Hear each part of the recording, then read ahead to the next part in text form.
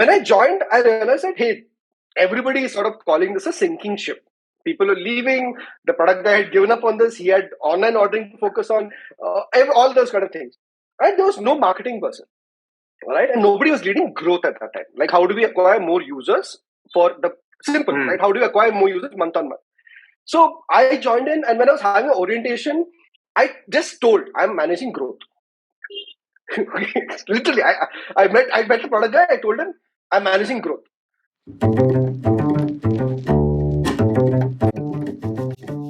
Sai, welcome to Founder Minus One. I am super excited to have you.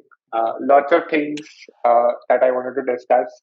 There are like many reasons that I wanted you on the second episode. One is that, of course, we have context of having worked together at Dunzo. So lots of questions that I couldn't ask there, which I can ask you now. Then there's also the fact that I've always been fascinated with marketing.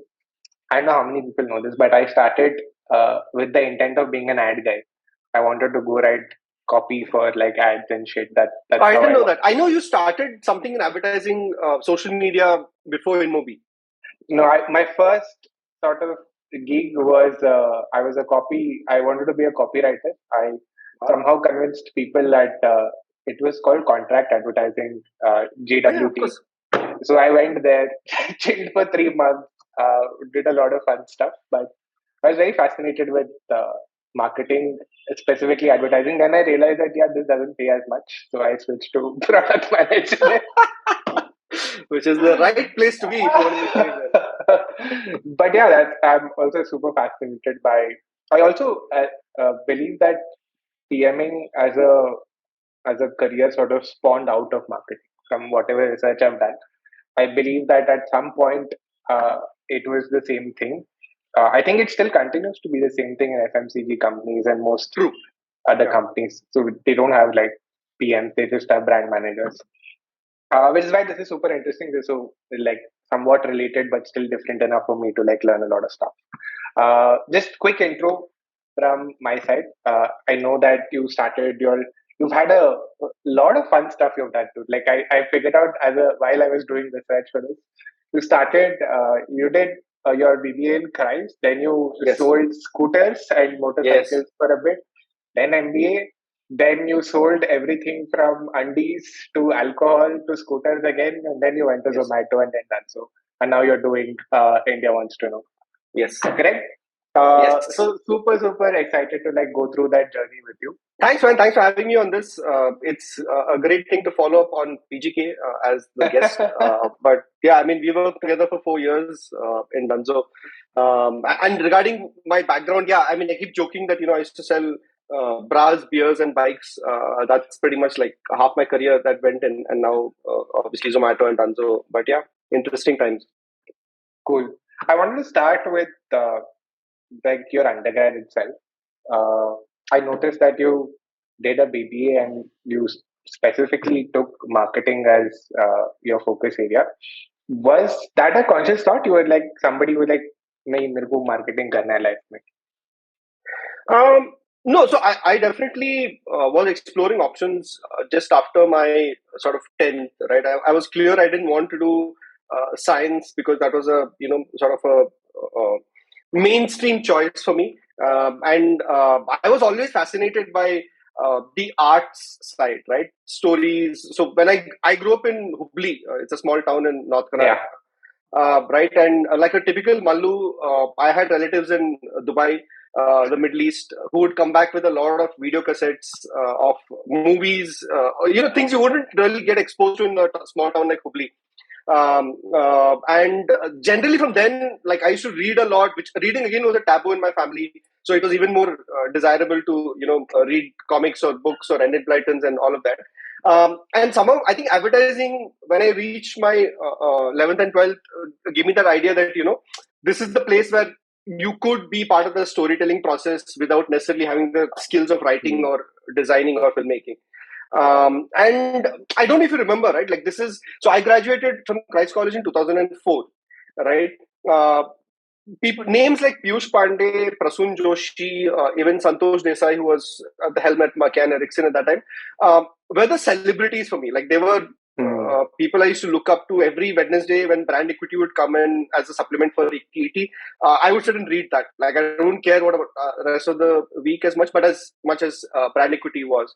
And just ads and everything was, I think those are the heydays of,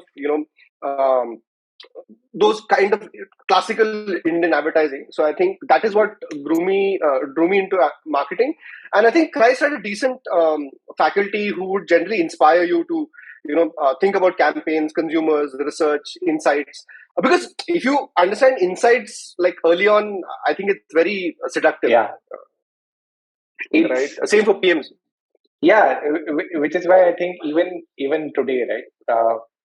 It's always that part which is the hardest. Like if you look at what a PM does and what a marketer does, both of them start with insights. If you Yes. don't have that, you're fucked. There's nothing to do without that. Then one goes away and tries to like build product, and the other one goes away and figures out, okay, once this product is built, how do I get to let people know that this exists and what it does?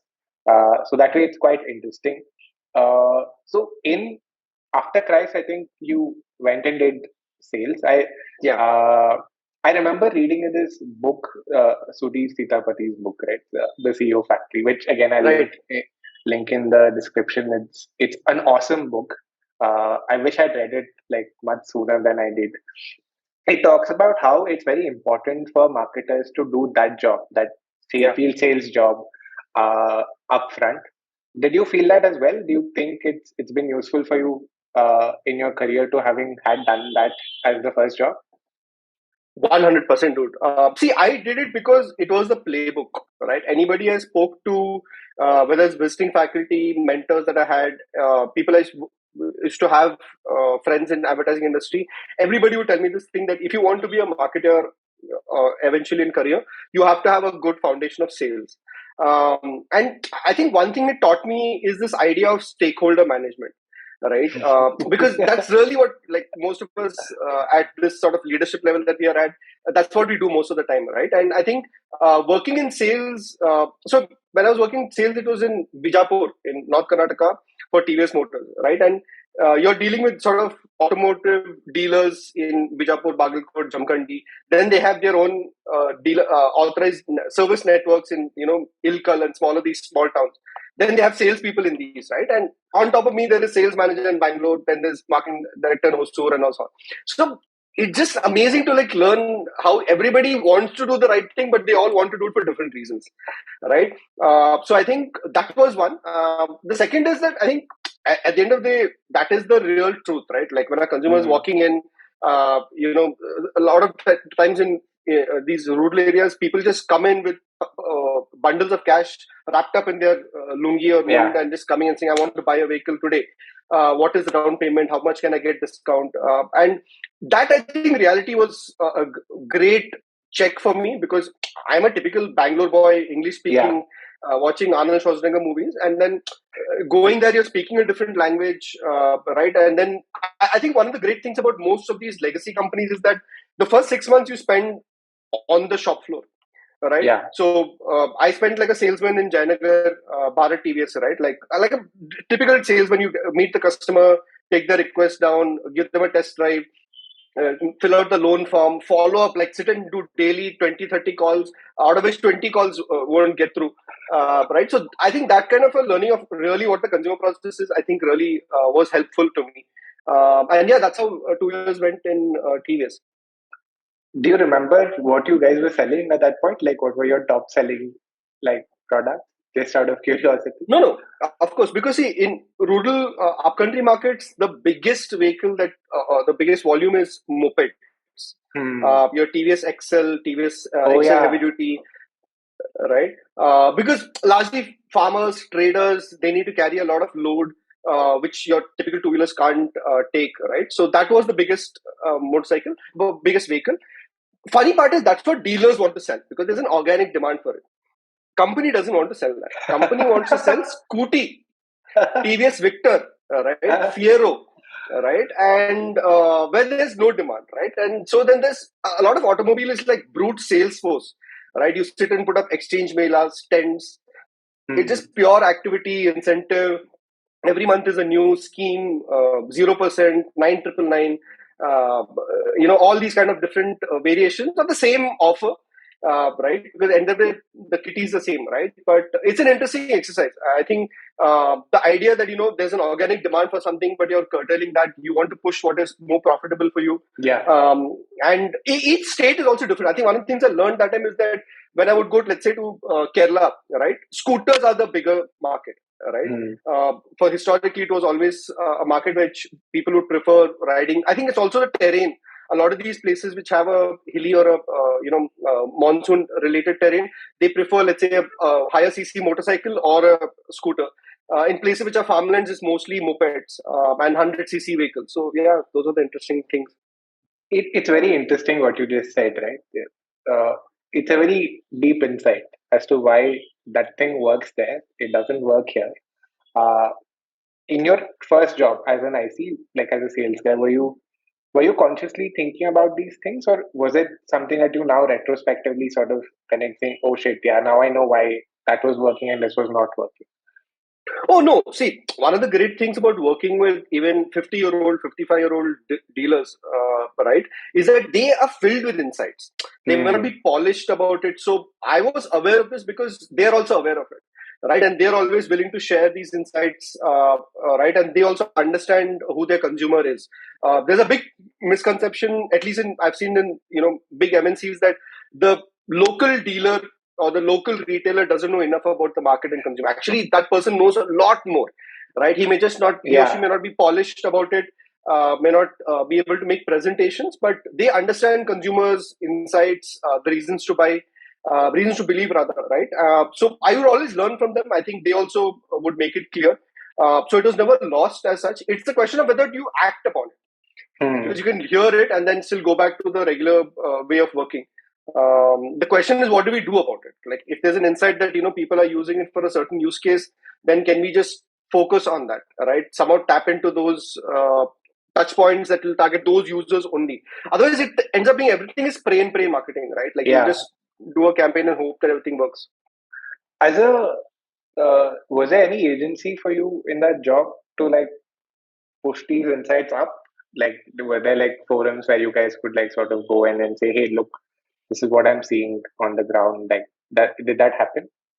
They were. So I think in a lot of these companies, even the head office folks, so-called head office folks, they would do a lot of market visits, right? They would spend a lot of time in the field, meeting consumers, meeting the dealers, meeting different sales teams, and then gathering this insight. Obviously, there's a filtration process. People tend to listen to what they want to listen to. That is always there. But I think that process is always there, right? I think like simple things like the brand manager for any brand will spend 1 month in every state office, right? That's a great practice to have. Like even today when I do any projects, first thing I go and visit the showroom, right? Speak to consumers, speak to the retailers. And I think that's a good habit to have. Got it. You were there for 2 years and then I think you headed off to do your MBA, if I remember. No, so actually, I spent 2 years there. I had a clear roadmap that I want to be the marketing at one point of time.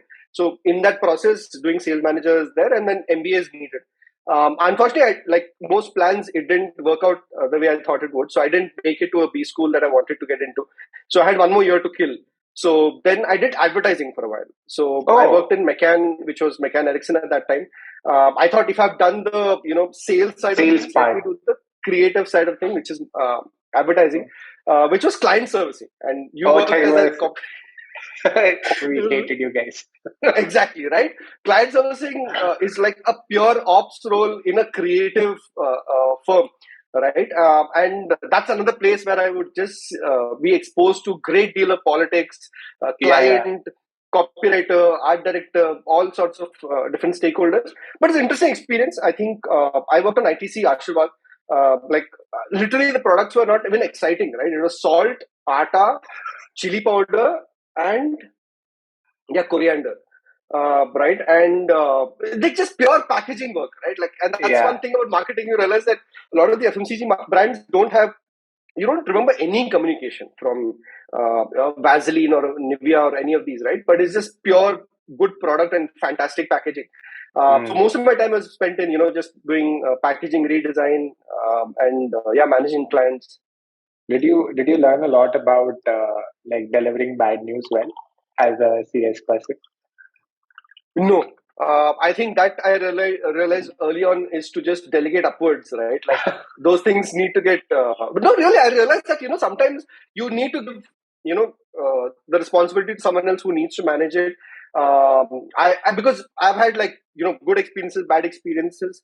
I think one thing what was great about the McCann experience is that for the first time, it showed me the glamorous side of advertising. Like Oh, I dude, could yeah, attend a shoot, I could see models, I could see a director, a camera, yeah, a set being designed, and that's really like it's one of the attractive things about marketing, right? It is the space where you yeah. can. So post this, you went to your MBA. So Yes. was it just like, okay, I need this to be done to get to where I want to? Yes, I think Largely, I have a slightly pessimistic view, which I think a lot of people share, which is that MBA is really a finishing school, right? It mm. just sort of prepares you. It's a badge, right? It just gives you access to jobs that otherwise wouldn't. Like if I wanted Yeah, to be a marketing manager or a director by 35, I would take. I would be. I would take up to 45 to reach that if I didn't have an MBA from yeah, around, or maybe even more, right? I've seen so many instances where an MBA from, let's say, I am Lucknow graduates in 2010 or whatever time, joins as an area sales manager. An MBA from, let's say, Narsimunji will join as a territory sales manager under the same guy in the same year they've graduated, right? mm. So where you graduate from, an MBA, all of that matters. And I was clear that I wanted to be in sort of the best companies to work for, which were largely FMCG, automobile, lifestyle, all of that. That's why I did it, and that was my takeaway from that. You after this is like the most fun part of your LinkedIn from what I saw. Yes. I just wanted to like now sort of talk to you about maybe a couple of things that you worked on in those years while you were doing this. Any project that you remembered like as like, oh shit, this was very hard, but we sort of got it done. Just to give a sense of what does it look like when you're like a at this point you're not a noob, you're like fairly into the marketing career. So what does it look like? What kind of problems are you working on?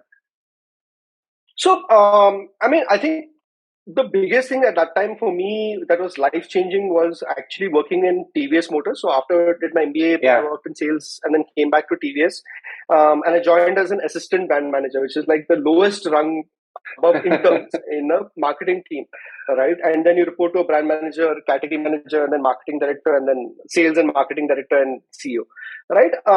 And I was managing this small brand at that time called TVS Sport. It was called Star Sport.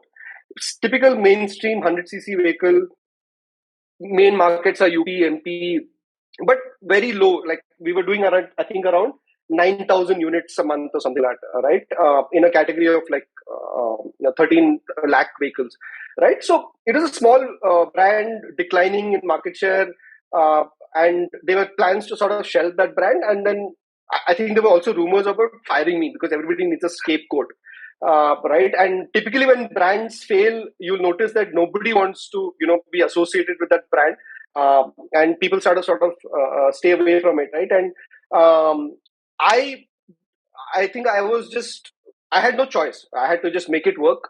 And I sort of looked at the problems that the product had, which was one was the positioning itself was based on style, which didn't matter to the consumer. The Yeah. consumer was largely from Gorakhpur, smaller towns in Rajasthan, MP, and all of that. And for them, mileage mattered the most because petrol Mm. prices had kept on increasing. There was a perception that petrol prices were kept on increasing, which is that, frequency of it was higher. So people were speaking about a lot more. And people typically in these smaller towns, what I think metros haven't realized is that if you go to UP today, right, there's been like the connectivity is improved so much that people are traveling a lot more. So if there's a plumber in Gorakhpur, he or she services clients in near neighboring towns, right? Because the roads are better, and that Yeah. means they're traveling a lot more. They're using the bike a lot more. So all of these were like things that I figured out just by spending a lot of time. In TVS, there's a very strong culture of doing consumer research, right? Spending time in the consumers' homes, living with them, going to the places, Oh, interviewing them, so you see the environment. And it's an eye opener, right? Like you won't believe the kind of so roads that were you. you Were you in UP for a while? Were you like in Yes. the nice? UP, Rajasthan. So Lucknow was my favorite spot, also because the food was great. So and just spent a lot of time there. And then once I realized what are the problems, and I also realized that in a lot of these automobile type of companies, you need to get the faith of the sales teams, right? You need to be able to convince them, because no matter what marketing you do sitting in a head office, it isn't going to sell if the sales team doesn't have a buy-in, right? And initially, like anything, people don't believe you, don't trust you. And I think one of the things I learned that time was like actually doing it myself in places like Moradabad, smaller towns, going and doing sales activities, trying to show them a new way of sort of acquiring Hmm. users and convincing users. At the same time, working in the back end with my R&D team on product improvements, which will take 12, 18 months. Because Yeah. automobile is a slow industry in that sense, right? And then obviously there were things happening in the industry in terms of media, so just being smarter in terms of getting higher share of voice with lower spends and all of this, right? So these are all the things that I did, but I think the key learning was really that everybody can talk. I think in marketing there's a lot of document writing or even thinking and speaking about it. But finally, what comes down to marketing is all execution. In fact, Hmm. even content marketing today, it's pure operations. Like there's nothing else about it. Like you can ideate as much as possible, but finally, what matters is how well you plan and actually execute, right? And I think that was a great learning experience for me in TVS Sport. I think by the time I exited, the brand became the number one mainstream motorcycle brand for TVS. Market share tripled, volumes also tripled, and I think it was just a great feeling when you leave it at a high, Hmm. right? And those things I don't think very like Dunzo was another example of that, where you left on a high sort of a thing. But I think that was a great learning experience, where just like taking a failed product but looking at what the problems were and then working with the team on solving those issues rather than talking about solving. And yeah, and then finally, proof is in the numbers only. This is what sort of makes me believe that in the most universes outside of tech, it's the same job. Like what this literally is what would describe my job at a tech company, saying go figure out why is this not working, and then start from there. Like it might diverge after you find out why is it not working, but largely that's the core part. Like, and that's what I keep Yes. telling people as well, that your value largely comes from being able to find insights. Insights are basically things that either reinforce the direction in which you're supposed to be going, or even better, if it convinces you to go another way. Which is what happened with you, right? Like even the name, now that you said it, right? So if you were largely targeting that audience, sport doesn't even seem like a perfect name for it to Yes. convey what it's supposed to be doing. Uh, but it's very interesting. Also, largely at this point, were you also managing a team of like people while you were like managing this brand? I think typically, so when I was in agritech food just after my MBA, I was a sales manager in Guwahati. There I had like 17 territory sales executives who reported to me. I think I was a horrible boss. I had no clue what I was doing. Just an interesting tidbit, right? I once learned about this thing. I don't know if you've heard of it. It's called Peter Principle, right? So it's a management theorem. It says that the higher you are promoted in an organization, the higher you go in a hierarchy, the closer you reach to your level of incompetence, right? So Yeah, this when line I've heard, yes. right, so this was written actually when Hitler was the head of Germany, right? So he was a great politician, but the moment he was made commander in chief, leading the country to war, he failed. That's what the example that they give. And actually the perfect example that is Michael Scott, who was a great salesman. He Yeah, was great at being an individual contributor. The moment you made him a manager of salespeople, he couldn't, because he didn't have the skill sets for it. And I think that is a great lesson for me, that it's not that people are bad bosses. They just not been trained to be better bosses, or trained to yeah, be a boss in that sense, right? Like somebody was a great individual contributor. You think, hey, this person should be promoted, but you don't give them any training, any sort of idea about how to deal with people, how to hire, how to retain. And I think that's where they fail, right? And that's what I saw. And I realized that if you have to be a good boss, you have to change some things about yourself. You can't just keep yeah. being the oldest self of yours. I have an interesting question though. Do you believe that?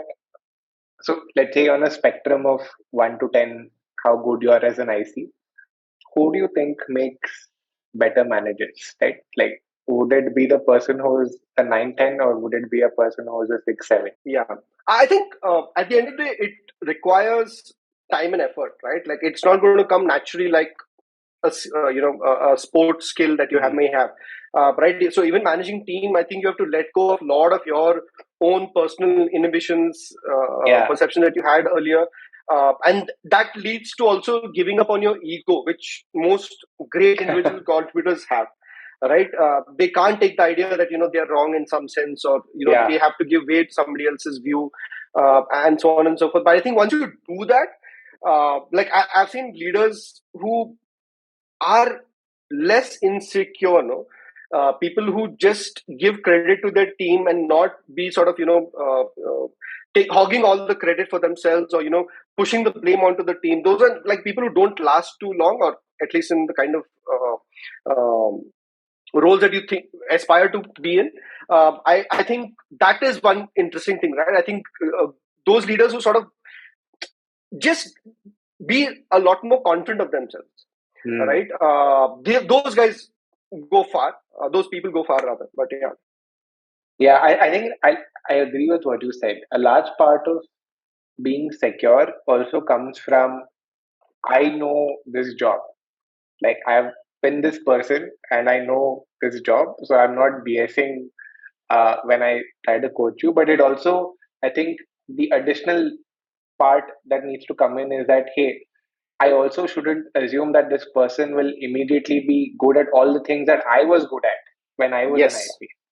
Uh, because there might be something that this person is not good at, which came naturally to me. So I'll have to figure out a way to like translate that into like actual frameworks or ways in which they can get better. But if I'm not able to do that, then I'll become a not so great manager.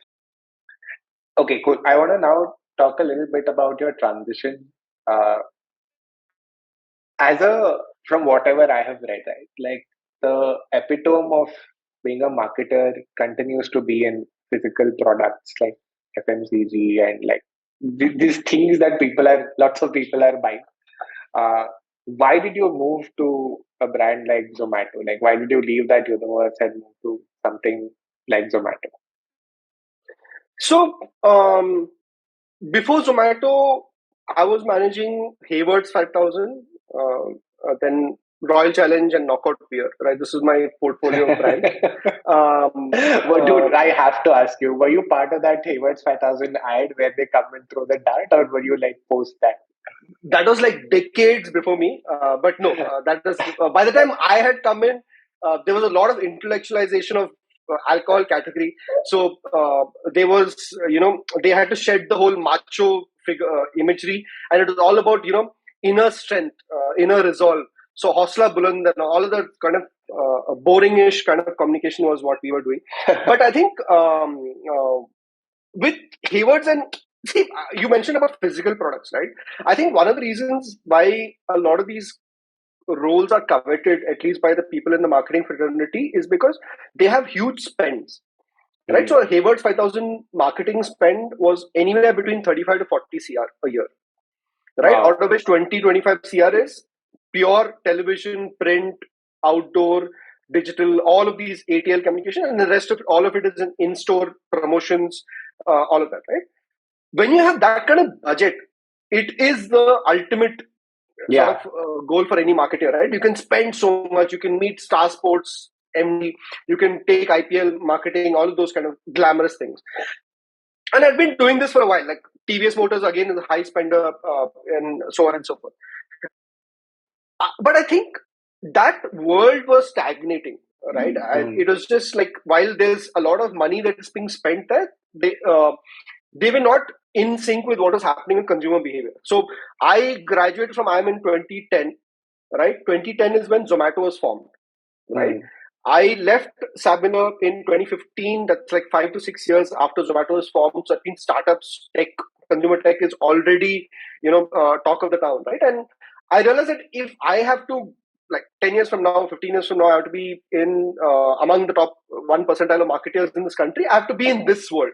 I can't be, doing FMCG and beer and alcohol and so on, right? Just one question. Please. Were you seeing things that these technology brands were doing, which you thought were the right things to be doing, versus in this universe, those things were not even being talked about? Like, was that what sort of convinced you that, hey, they're doing things that will become the norm, let's say 10 years later, versus these guys were still stuck in like whatever they were doing before? Both, right? So I'll give you an example.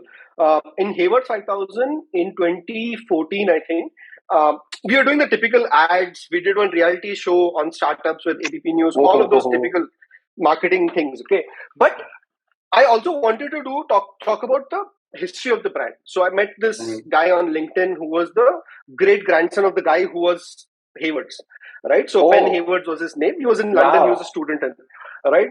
I brought him here on the pretext of an internship. I had this whole idea mapped around doing a documentary on the history of the brand and so on. We worked on this for like 6 months. Nobody in my marketing team knew about it.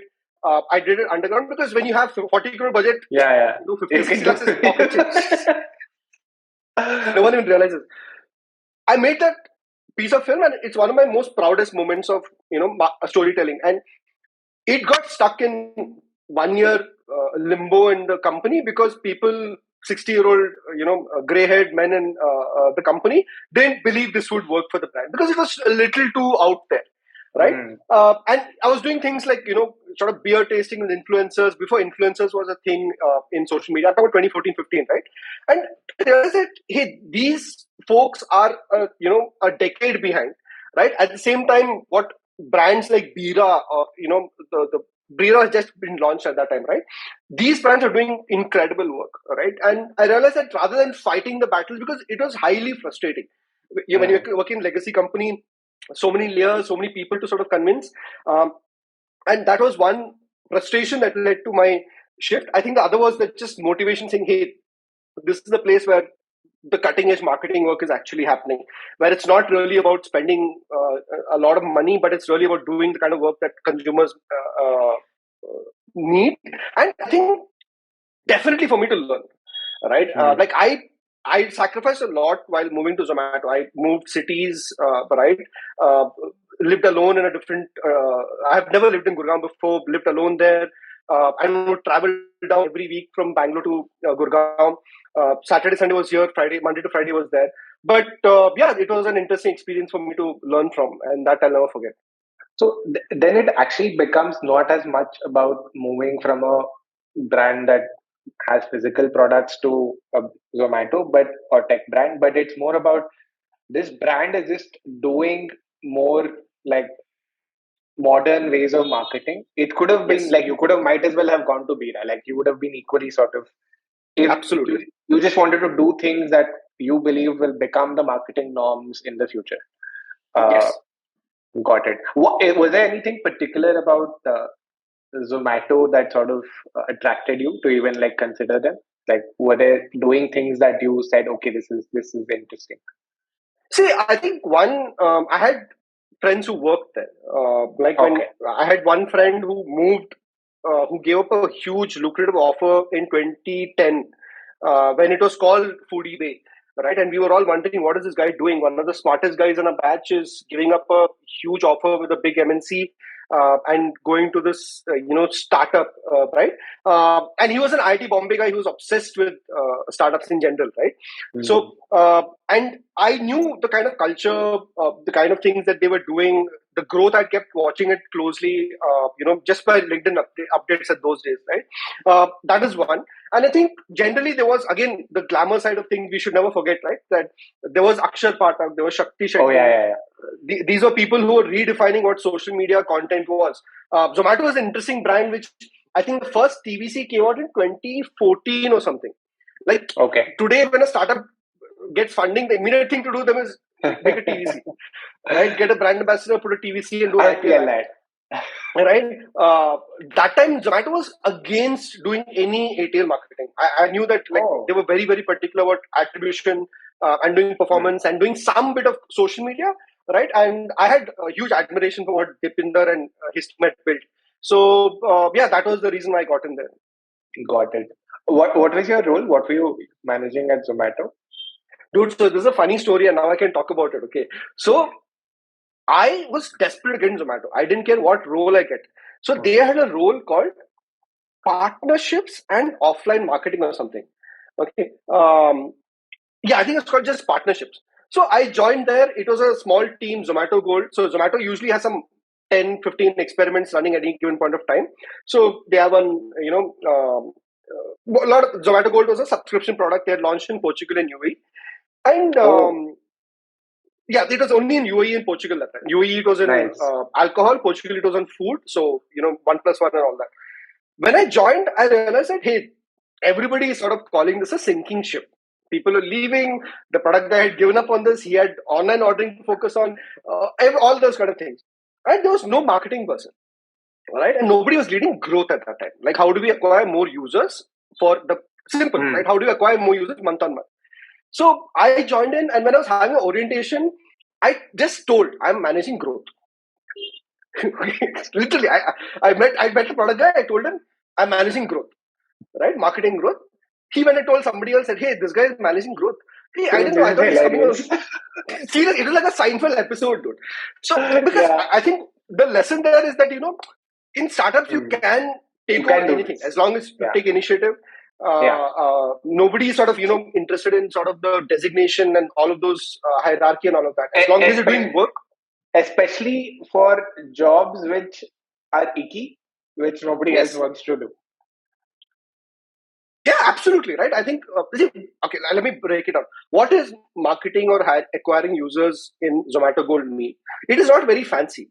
It is sending push notifications, SMSs, interstitial banners, emailers, just having the right interventions. This is Yeah. really what it is. And doing it every week on week to the right cohort, the right messaging. And it's just pure operation.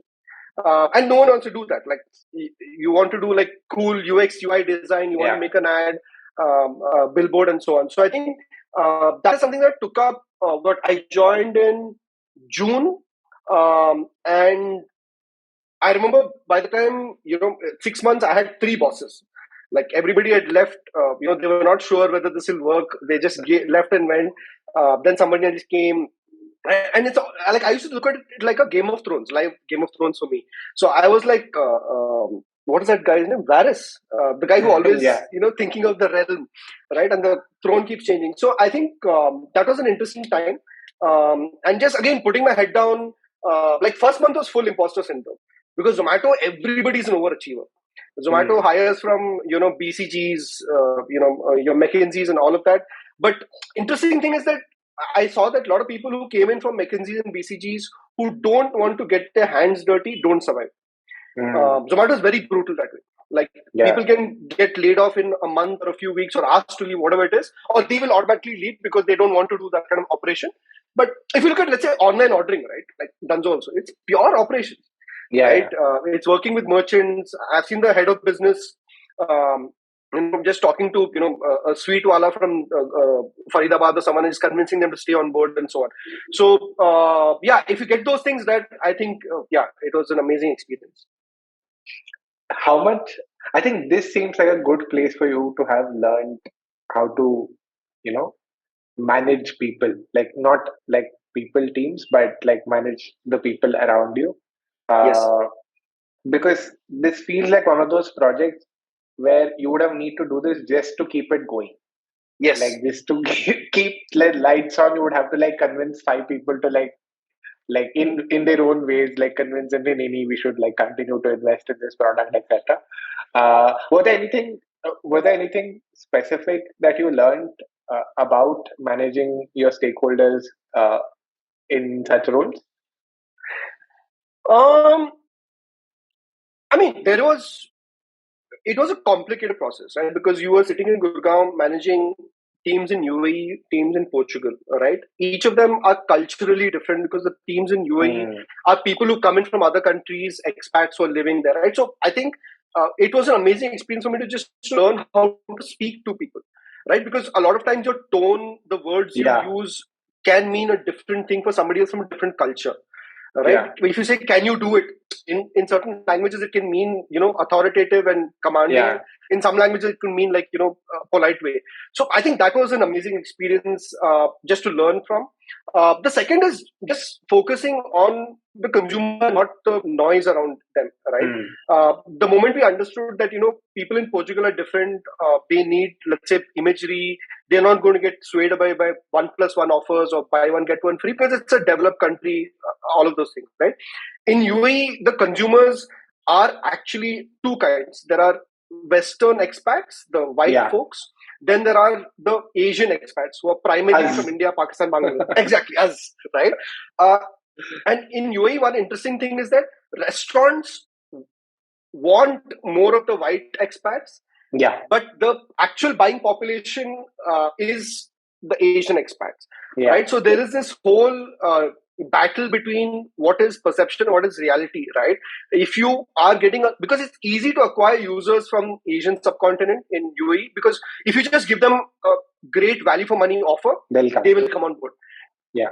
You need people from the other side at least to appear as they are the consumers, right? So a lot of your communication, social media, emailers need to show that these are your consumers, right? You need to show them. Yeah. So even if you do events, you have to invite more of a certain cohort of users and less of the other cohort of users. It's a very messy, almost a touchy subject, right? But I think that is the learning, right? At the end of the day, you can't sell a subscription product like this without having a buy-in from the restaurants. If the restaurants don't have a buy-in, you don't have anything. There's no product, right? And they will only come in if you have a mix of imagery and volume, and so on and so forth. I think those are the learnings that I had. And it worked in UAE. I think it was a huge success. And again, here also stakeholder management, right? Like, no matter how much you do, the UAE sales team is not going to focus on it unless you come there and work with them, right? So actually going to Dubai, visiting merchants, doing activities there, doing a lot of social activities and then regular BAU activities gets their buy-in. They're like, hey, this time it feels like this is a good brand to be behind. It also feels like somebody is really putting their weight behind it, right? Sometimes it is just that they need confidence that, okay, it's not one of those, flimsy ideas that come and go because somebody once had a brain fart and said ki chalo kar dete, and then it comes and goes. But yeah, because brain farts are a dime a dozen. I think in startups especially, every morning people wake up with ideas. Let's do this. Finally, you have to do it. Like, even if like someone says, hey, let's invite Shashi Tharoor for an event, you have to DM that person. You have to like find out his office phone number, call him up, check if he's free. Is he going to come? What will it cost? And that is the part where people don't realize, because ideas are dime a dozen. Getting executed is what matters. And then finally, when you execute it, people realize, hey, what this person is saying and what it actually has an impact on. There's a relation to it. Right, and then we should also follow up and continue to do the same. Got it. This was fun. This was a fun story. Can I tell you a smaller part of this? Because I think, sorry, I want to just tell about. I think a lot of people don't realize the, let's say the behind the scenes working, right? So Zomato Gold, when we launched in India, I think we had perfected that product. We knew the pricing, what it should be, what should be sort of the value for money, return on investment for the user, because also Zomato is a much bigger brand in India, we can get better merchants. So me and my analyst sat and we had to predict what the number would be, right? So he used, I think did he say data science or something like something? He used this fancy word to say that, hey, we have projected this number.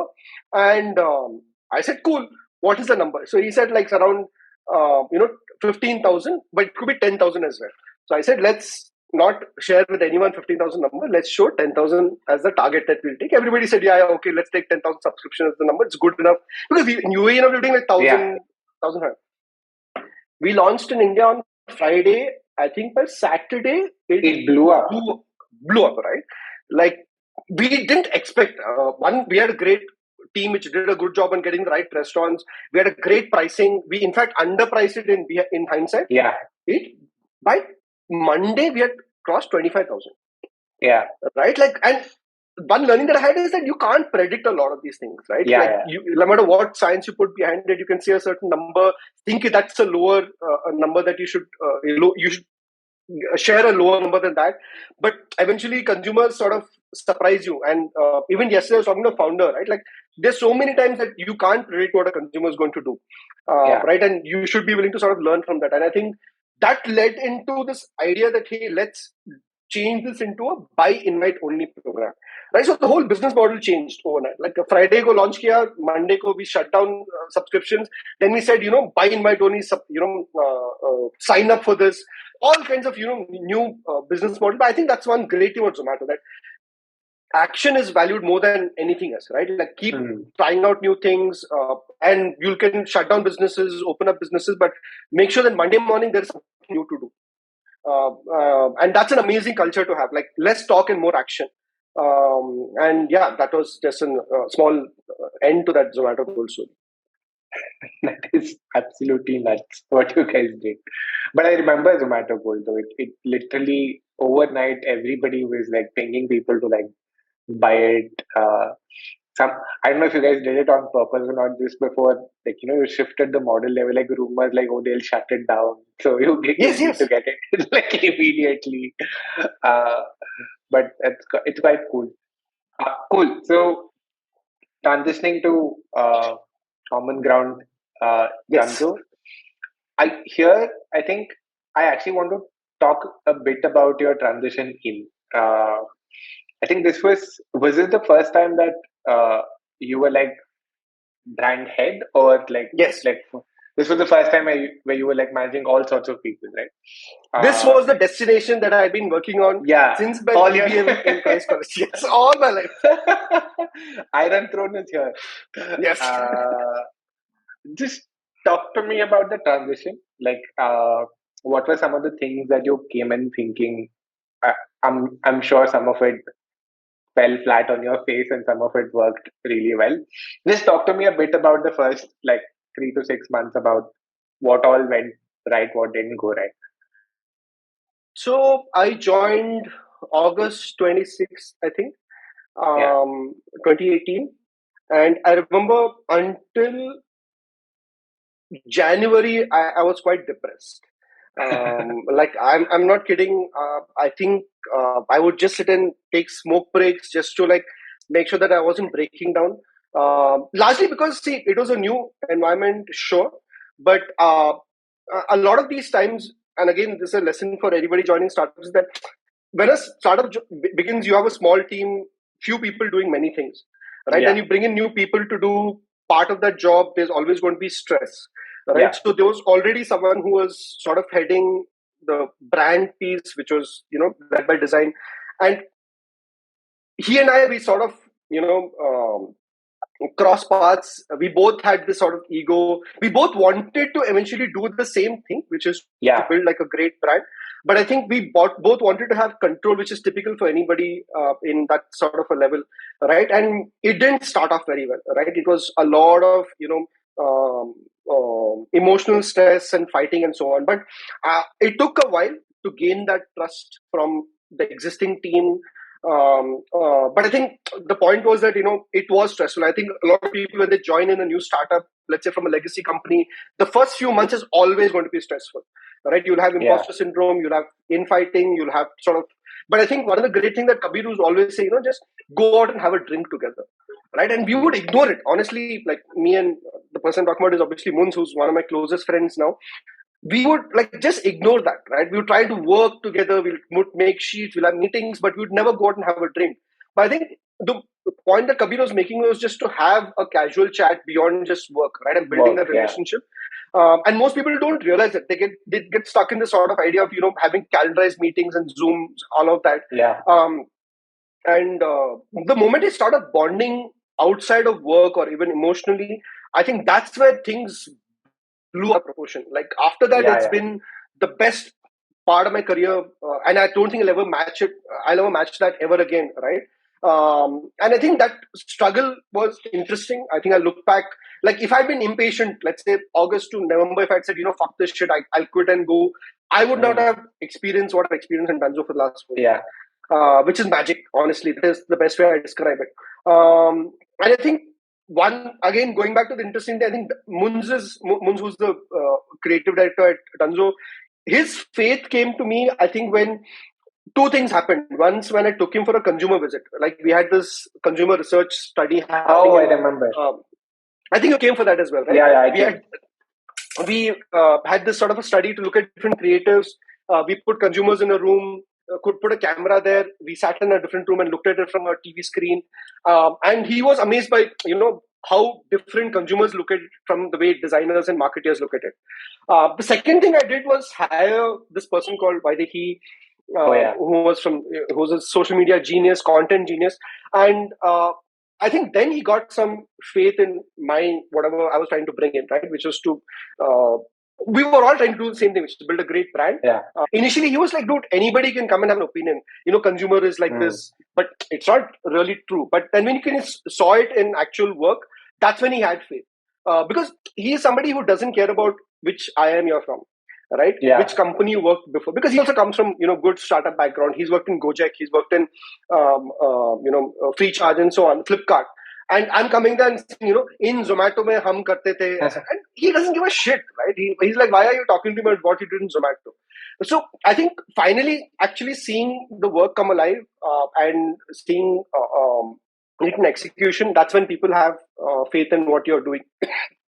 Yeah. And So one of the interesting things that I have noticed is, especially in startups, when they hire functional leaders, I think one of the mistakes that people sort of make, and I've seen that happen quite a bit, is to go in with the assumption that the problems that you are seeing once you enter the company, they they exist because the people who are there couldn't think of like yes, how to fix it.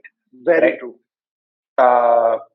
And then they go in saying, "Oh, ye karo, wo karo, ye karo, wo karo," uh, and they lose sight of the fact that, look, you're entering a team of you have to go in with the assumption of like people having good intent and them being capable.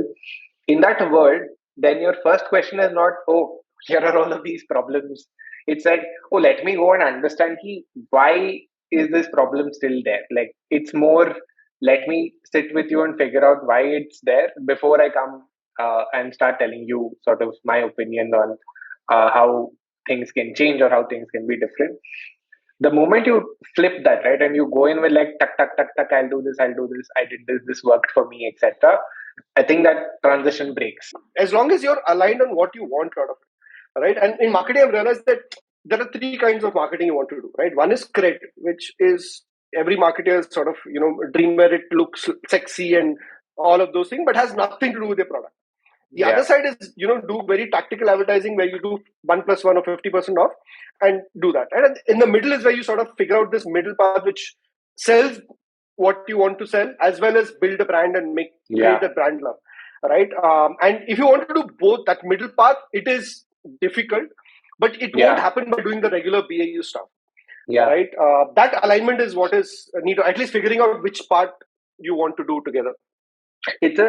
What you said is a good transition to something that I've always thought about, that marketing, product, design, these three largely also, because I think all of them anyways came from marketing only. These are universes where everybody seems to have an opinion on what is the right thing to do. Yes. Right. Specifically as a founder minus one in this universe, everybody is telling you that ye karo, like this will work, try this. How did you deal with that? Like, how did you deal with that as a leader, as a marketing leader? So I think brand and marketing is always something that every single person has an opinion about. It's about choosing which one to listen to and take action to, and which one to listen to and ignore. But listen to everyone, right? I think listening is very, very critical, because there is no sort of Bible to what works and what doesn't. I think it's more about being surprised with what actually works. So what I do is I keep an open mind. I listen to everyone, and I keep one person in mind all the time, which is my consumer. The consumer is either Manjula, whatever you want to call that person, but that person is critical for me, right? And if I want to be able to gain mindshare of that person, convince that person that my product is better and create brand love in long run, will this feedback help me in that? Right? Because, and some, like I use a simple traffic signal approach, right? Like some feedback is great, you should implement it, which is green. Some feedback is just noise, you just ignore it, which is red. And then some in the middle where you take a call, right? And as long as it's impacting Banjara's decision, I will listen to it, right? And it doesn't matter where the feedback comes from. It could come from customer support executive, it comes from sales executive, it could come. A lot of FMCG decisions actually comes from the sibling, or sorry, the spouse of the CEO. I don't know if you know this, right? A lot of big campaigns get signed off if the spouse of the CEO has liked it or not, because people think that the spouse is the perfect proxy for a consumer. Pass mein hai, but they're not working for this brand, so I'll ask that opinion, right? So I think it doesn't matter where the feedback comes from, as long as the feedback is logical. A lot of feedback can be like, I don't like this color, I think you should do this. I just listen, ignore, and move on. And sometimes there is a real insight based feedback that comes in. It could be from intern as well, right? And I don't think feedback is related to your experience. A lot of people say that opinions are diamond and dozen, but it depends on what your experience is. I don't think so. I think younger people have a sharper insight today than let's say older experienced folks. But that's the way I deal with feedback. There is one part about listening, right? Then there is rejecting. Yes. And one interesting part that you mentioned is, I remember you did this at Dunzo, and we replicated it at Tante. Now we have an Ashish, we have a Zen, we have names of people and what they're like, and that is one tool that I use to sort of reject ideas that look, it wouldn't make sense for Ashish, and that is the person that we're trying to impact with this idea. Here is why it wouldn't make sense. Here is what this person cares about. Here is things that they don't care about. So it helps you sort of have these conversations in a more objective fashion instead of, oh no, this idea sucks. So so that's one. Two is, of course, sometimes you don't know. Like you said, it's an orange and you don't know, and you just sort of say, I will come back with an objective sort of opinion about this, because as much as possible, I think what at least I try to optimize for is to reduce opinion versus opinion conversations. And I remember, and Anirban as well, Anirban had said this great thing in one of these heated discussions, that if it's an opinion versus opinion conversation, I will listen to the person who is closest to the ground, followed all the way up to the CEO. And that makes a lot of sense, because even if you're going by instinct, somebody who's closer to the ground, who's been looking at customer feedback and going back to your TVS universe, the dealer guys and the sales guys, they would possibly have a better instinct on what is working and what is not working than some brand head sitting somewhere who has never visited the dealership in the last 6 months. But that's an interesting sort of way. I think that's one of those things that we have to have as people leaders in these roles, where you have to have tools to sort of have conversations like this, where people come to you with ideas in an objective fashion, because you also, like you said, you don't want people to stop coming to you with ideas. Yes. Because you never know which one is a massive hit that you had not thought about. But that happens rarely. Most of the time, it's things that you don't want to work on because you've been hearing about these consumers quite a bit, and you know that this won't fly. The funny part is, I've realized that as marketing leaders or product leaders and so on, right? It's a tightrope walk. Yeah. Right? Sometimes you have to listen to feedback. Sometimes you have to ignore. Sometimes you have to go by instinct, because instinct, I think a lot of people have said, right? It's a accumulation of all your experience, data, consumer interaction. That is what instinct is, right? Correct. You are sure that this will happen, and cliches are cliches for the sake of it, right? So there's a cliche of Steve Jobs saying that consumers will never articulate what they want, right? And while that has been abused in many ways, but I think that is so true, right? Because if you go and ask people for feedback, as much as you speak to consumers and ask them what they want, they will never tell you those magical thing that they haven't experienced yet, right? So, and that has to come from your own instinct, right? But at the same time, your instinct can't be overpowering, reality checks or consumer feedback all the time. So it's an amazing thing where there's no real right answer, but this has to be like a balance of few things all the time, and you will err on one side. Like, it's never going to be perfection. On the consumer bit, no, what I've realized is that consumers are great at articulating problems. So you should listen to them for problems. Yes. They're not the best people to articulate solution. That's not their job. That's why you get paid.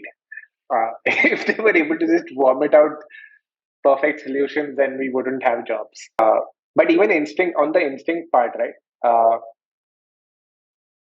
Either I trust somebody who has been doing something similar for a really long time, because like you said, right, I don't believe instinct is random. It's just a accumulation of all the things that you've done before. So it might not be the exact same thing, but you've been like doing this for a long enough period of time in a related sort of environment, and your instinct is going to be sharp. Or you have spent an inordinate amount of time in the last 6 months talking to our users. These are the only two people who I trust when it comes to instinct. Baki sab are people with Steve Jobs syndromes. You mentioned this idea of consumers articulating problems, right? And I think sometimes that also doesn't happen, right? Because let's say you're talking to consumers in Bangalore, like every other alternate consumer could be a tech bro or a person working in a legacy company. A lot of good consumer feedback or articulation problem comes from just observing them rather than asking them, because when you ask them, there is inherent bias for whatever they're sharing, but just sitting and observing them. So I was talking to somebody from advertising recently, right? And they said that they create fake accounts or, Finsta accounts or, alt IDs to stalk consumers. Like, just see what they're sharing on their stories, what are they getting tagged on, right? And if you go and ask the consumer about, what do you do on social media, they will give a different picture. But if you just stalk them, you'll realize a different picture, right? And I think observation is another way to just get real feedback. Yeah, no, that makes a lot of sense. I don't think there is never a perfect qualitative study, right? It's always comes with its own set of biases. And like you said, I think the best way to do it is like to just hang out with those people and see what they're up to. But it's also the hardest thing to execute also. One other topic I actually want to touch on specifically with your role at Dunzo is that at least personally, I had noticed that you were managing a team of extremely different kinds of people.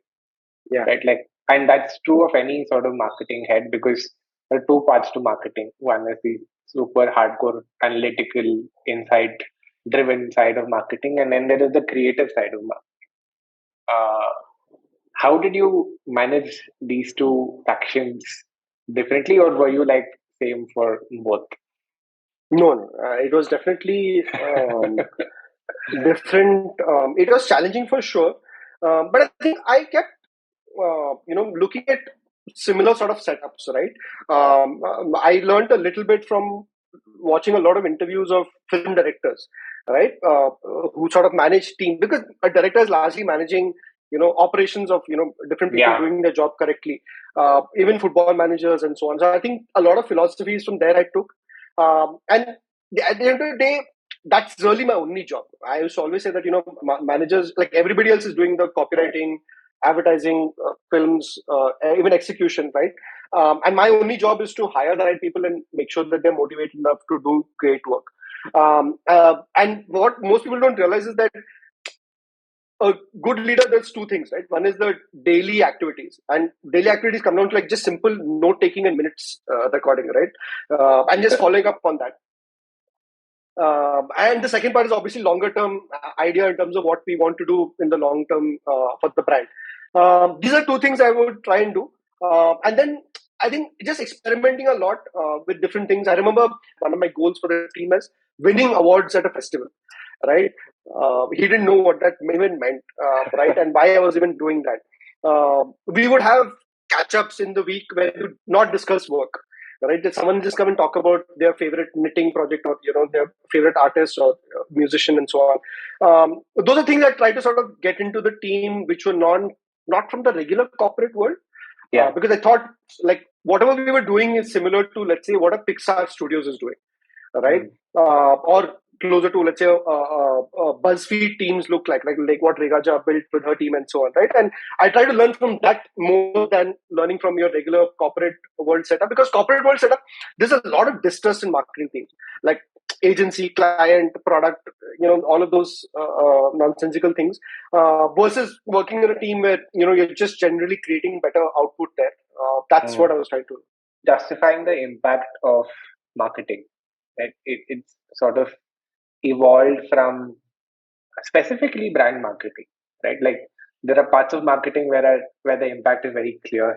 Like if you're doing performance marketing, then it's super easy Yes. to sort of justify why you exist. I wanted your thoughts on how to deal with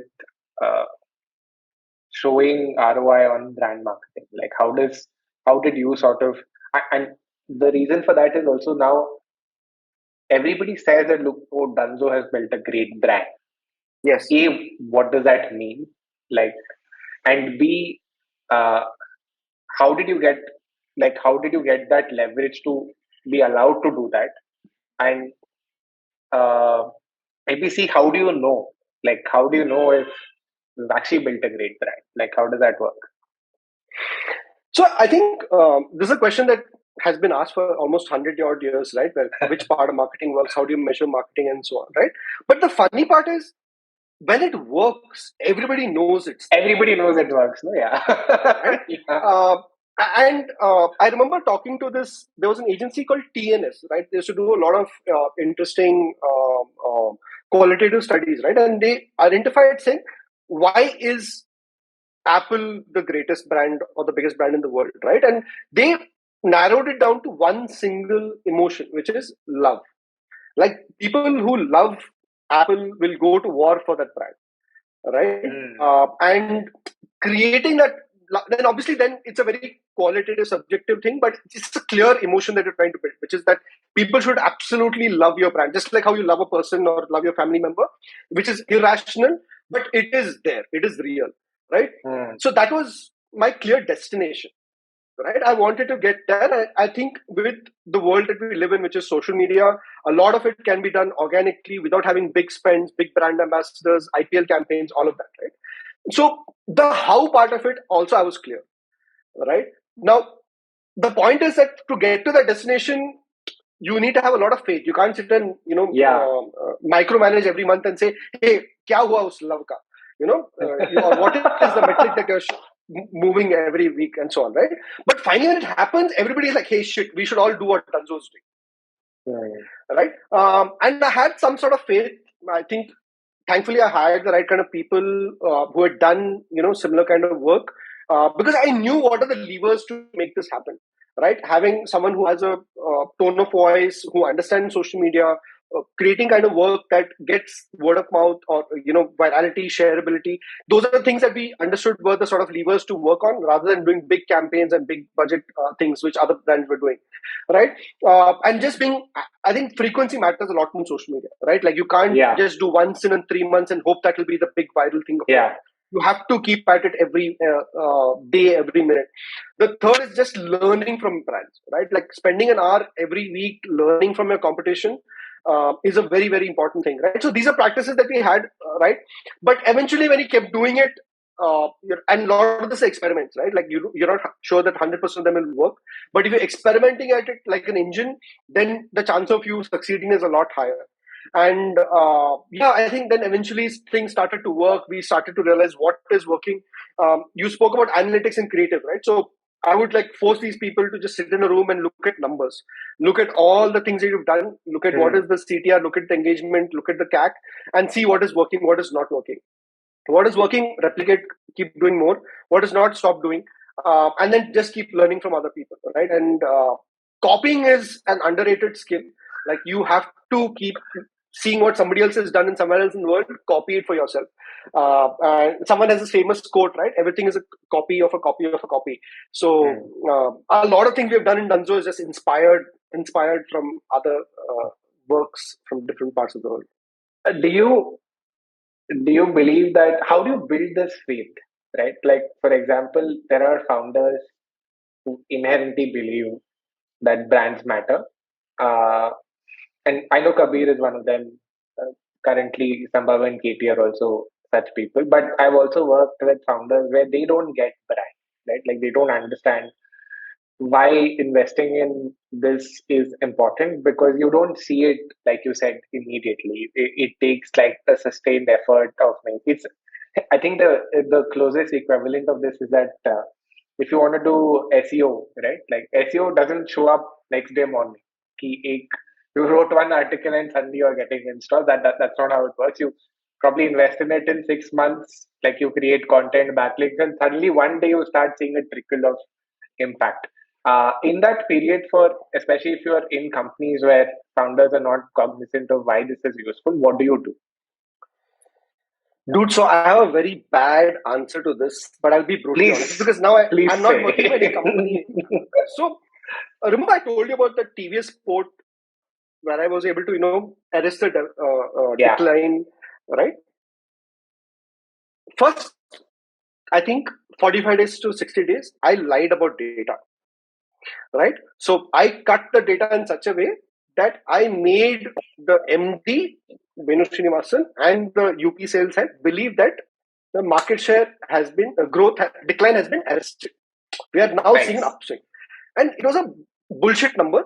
I had just looked at, week on week, saying the decline is reduced. So I just twisted it, all right? And I think even at Dunzo, right? Like you spoke about Kabir having great faith, and Kabir is a great leader in that sense. He has great understanding marketing. But for the first 6 months and so on, Yeah, it was yeah, frustrating to work because there was a lot of micromanagement, right? yeah. Where every week anything that we did was signed off by him and a couple of other people, right? There also, I was jugadu, you can call it, or a chalu, whatever you want to call it. But I was smart enough to sort of delay meetings, ignore feedback, play around, because that is really what leadership. And what I'm giving you both the example is that Yeah, not everything is above the table. Like sometimes you have to yeah, be yeah, street smart. Sometimes you have to like do cut data. We all say that you can slice and dice data to tell whatever story you want to tell, right? But I think you have to do that. I think good leadership is also like knowing how to tell a story internally, even if it's for the brief period where it is illusion yeah. of things are working. Because the moment you create that illusion, think people are working. That people are like, hey, shit, he has data to prove. Let's make sure this is working, right? So there's automatic. People let you be for a while once you Yes, start. yes, exactly. Right? Eventually, obviously, the real results have to show. But I think some bit of internal storytelling is very, very important, which might require you to fabricate shit, be smart with people, and eventually, then things will fall in place. When people start to see Mhm. that hey, this actually working, then they'll leave you be. But initially, there will be a lot of all of these other things. Now, this is why I keep saying, because as leaders, if you're a good leader, if you've risen up to this, uh, it usually means you're very good at this, right? So hence, if you make a wrong hire, like if you hire somebody with the wrong intent, Yes, who is also good at this skill, then you are fucked as a company, yes, absolutely. right? Because we all do this, but we all do this if you really care about the company, you do this with the right intent. That look, I have something that I believe is right. It's not in a position where I'm able to articulate it to you in a fashion that you understand. Yes, So I will do this to create breathing room in the meantime. But I'm not doing this with the intent of, like doing something wrong for the company. perfectly Uh, articulated. I think that's the right way. Yeah. 5 minutes about the IPL campaign that you guys did. Just for context, for people who didn't see it, it was a QR code floating on an IPL ad slot for like how long was it? 30 seconds? Yeah, it was around 15 to 20 seconds.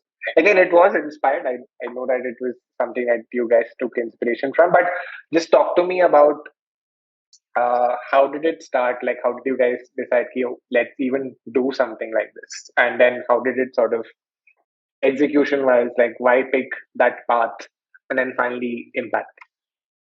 So I think there's an old philosophy that Coca-Cola used to use, which is 70-20-30, right? 70-20-10, which is that, 70% of money that you spend on, you're sure of it will work. 20% you try on experiments, and 10% you're sure it will fail, but it might impact word of mouth or, have memorability and so on. Even with this campaign, I think we followed the same thing. We said that 70% we'll put on regular IPL ad buys and all of that. And we'll try a few experiments, but we wanted to do something that will create word of mouth for that particular day, where we want to have that spike in sort of conversation, so people talk about that campaign beyond just that moment when they see the ad on TV. Right. And that is very rare, because most of the time IPL campaigns are really just a huge splurge of money where you're just getting that share of voice in that moment, but no one is talking about it post that, because for whatever reason. Right. And we wanted to be able to do something, and we have figured out for a long time what are the sort of tenets of doing viral marketing, right? Which is, one important factor is novelty, that people have not seen something like this before, at least in this space or in this region, and so on and so forth, right? And we had looked at multiple sort of ideas, but the idea was also that, while we're making this talkability and all of that, we also needed to be attributed to the business side of it, which is that people should be able to install the app, and what is the sort of shortest journey we can create for that, right? And obviously Coinbase and all of this had happened before. It had not happened in India. Again, a lot of this happens in few echo chambers, right? Not everybody, like a Manjunath would not have heard of Coinbase and this ad. Correct. So these were all the factors when we said that let's try something out, where we can have all these things at the highest peak, right? Which is word of mouth, at the same time, impact on the business or installations and activation on the app and so on. And it was an experiment, and I think it's something that definitely was never done before. I think that is one important factor to look at, and I think people were sort of amazed by it. It may not have had the impact that we had hoped for, but yeah, I think that's one good thing about experiment, is that you have to assume it'll fail. Right? If you start with that assumption, then you're going to try out radical things. Otherwise, you'll always do safe things, incremental stuff. Yeah. A few weeks before that, right, we had launched Fridge Ka Kya Kaam Hai campaign. Correct. Right? People even outraged about that, right? Saying that, I'm living in Delhi, it's so hot here. How can you say this? All of this nonsense. I think the worst thing that can happen to any campaign is to be ignored. Which happens to most. Right. So I think, whether it's outrage or any sort of feedback, it should be looked at positively, because the most campaigns get ignored. No one even bothers remembering what it was or which brand it was for. So yeah, that's what we looked at. Hashtag purple cow. Yeah. Cool. I am done, I think, largely on time, I guess. Thanks a lot, Sai. This was super helpful. It was a fun conversation. It didn't feel like a podcast, which is a good thing. I mean, it felt like a good conversation. Alrighty. See you. Have fun. Bye.